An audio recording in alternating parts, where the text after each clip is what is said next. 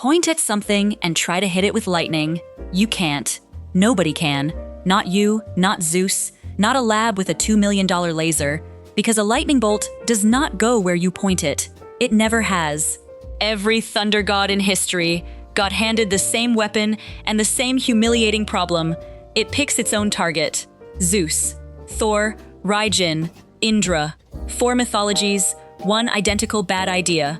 For about 3,000 years, that was the end of the story. Then, on a mountain in Switzerland, we cheated. On paper, lightning is the ultimate weapon, and I want to be fair to the gods here, because on paper it's incredible. A single bolt pushes around 30,000 amps of current. The channel it carves hits 30,000 Kelvin. That is 5 times hotter than the surface of the sun. A thread of air briefly cooked hotter than a star, and it's punched into existence by a return stroke moving at roughly 1/3 of the speed of light. It is, no exaggeration, the most violent thing that happens in your sky on an average Tuesday. And it's not rare. Lightning hits somewhere on Earth around 44 times every second, over 1 billion times a year. 1 billion free artillery strikes, and not one of them can be ordered to hit anything. So here's the question this whole video is going to chew on. If it's that powerful, why has no army in history ever fielded a lightning gun? Why did every culture on Earth give this weapon to a god, and then very quietly never mention it actually working? Because a bolt isn't a tool, it's a tantrum, and tantrums don't aim. The first reason your lightning gun fails is the stuff between you and everything you'd want to hit. Air. Air looks like nothing. Electrically, it's a wall. To shove a spark through 1 meter of dry air, you need somewhere around 3 million volts. 1 meter. And the wall gets thicker the farther you go, so crossing a room isn't twice as hard as crossing a desk. It's a different sport. We've tried to brute force it. The biggest impulse machines ever built, Marx generators, banks of capacitors the size of a house, still strain to throw a man-made spark across a lab. Nature does kilometers, for free, because it isn't using a machine you can lift, it's using the weather. This is why real lightning needs a cloud. Not for the drama, for the voltage. A thundercloud is a charged plate 2 kilometers tall, holding several 100 million volts, and even that only manages to reach the ground a few kilometers off. That's the actual size of the machine. The lightning was never the weapon. The weapon is a capacitor the size of a town. And be honest, Terrans, nobody was ever going to fit that in a holster. When that voltage finally does let go, the air along the channel explodes outwards so fast it makes a shockwave. You already know its name. That's thunder, the sound of the sky's insulation losing. Say you solve the voltage. Say you build the town-sized capacitor and wheel it onto the battlefield. It still won't aim. Watch a strike in slow motion and it doesn't shoot. It gropes. The leading edge is called a stepped leader, and it feels its way down in jumps of about 50 meters. Jump, stop, branch, pick a direction, jump again. It is not following your aim. It's following the path of least resistance. Invisible seams of slightly weaker air wandering toward whatever is tallest and best connected to the ground. And it doesn't even commit the first time. That flicker you see in a strike, that's the bolt firing down the same channel 3 or 4 times in a row, a strobe of return strokes reusing the one road that worked. It found a path it liked, and it hammered it. Which, on an open field, is very often the person holding the weapon. Sit with that. You would have built a gun whose favorite target is its owner. And here's the detail nobody tells you. In the last instant, the ground reaches up. Tall objects throw invisible fingers of charge, upward streamers, climbing to meet the descending bolt. The final connection is a handshake. Half of it came from the sky, the other half came out of the tree, or the flagpole, or you. Now the insult. After all of that, the sun-hot channel, the third of light speed, the town-sized machine, you want to know how much energy is actually in a lightning bolt? Roughly 250 kilowatt hours, about $30 of electricity. You could not run a house for a week on the single most terrifying event in the sky. All that power is real, but it's spent in about 30 microseconds, And enormous power over almost no time is just a very loud way to deliver almost nothing.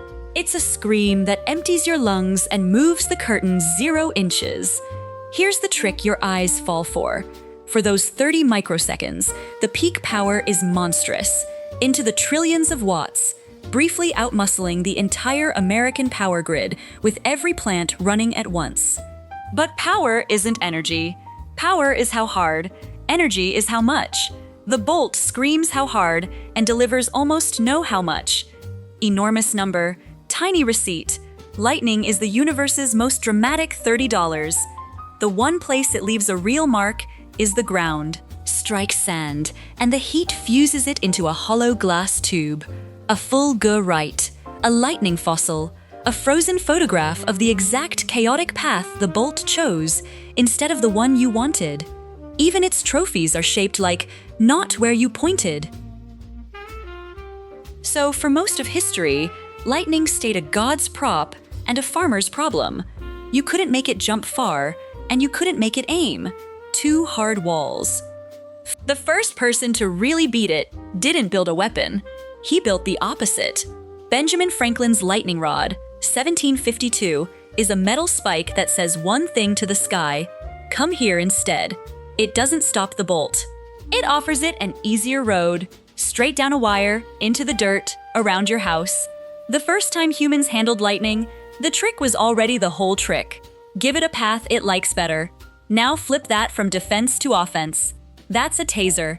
It runs up to 50,000 volts, which sounds like a god weapon. Until you notice, it only ever needs to cross about a centimeter of shirt. It doesn't arc across the room.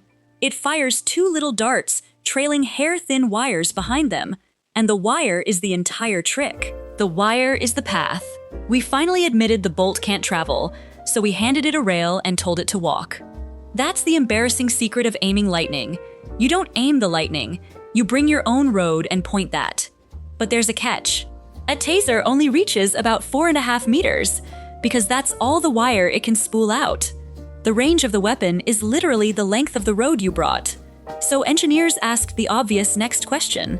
What if the road didn't have to be a physical wire at all? What if you could draw it in the open air? Which brings us to the part that stops being funny. Because in the last decade, we learned to build that road out of nothing but light. Fire an ultra-short laser pulse, a burst lasting less than a trillionth of a second, and something genuinely strange happens on the way out. The pulse is so intense, it starts bending the air in front of it, focusing itself tighter and tighter until it rips electrons off the atoms and leaves behind a thin thread of glowing, ionized air. Physicists call it a filament. It's a wire, hanging in midair, made of torn atoms and nothing else. And electricity will follow it. In 2012, an American Army lab at Picatinny Arsenal demonstrated exactly that. A laser-induced plasma channel, walking a spark down a beam of light like it was on rails. The reason that thread even holds together is a quiet little war inside the beam. The pulse tries to collapse inward on itself. The plasma it rips open tries to blow it back apart, and the two fight to a standstill, so the filament stays needle-thin over a startling distance instead of just fanning out and dying. A wire negotiated, in real time, between light and the air it's shredding. Then it got serious. In 2023, on a Swiss mountain called Sentis, a laser roughly the size of a car, firing 1,000 pulses every second, reached up into a live storm and pulled real lightning, actual natural lightning, off its own chosen path and down the beam. First time in recorded history, published in Nature Photonics. And they didn't do it to build a gun. That tower on Sentis gets struck around 100 times a year, and the same trick could one day stand guard over airports, launch pads, and wind farms. Anywhere you'd rather choose where the sky lands than just pray it misses. Read that back. We did not learn to throw the bolt.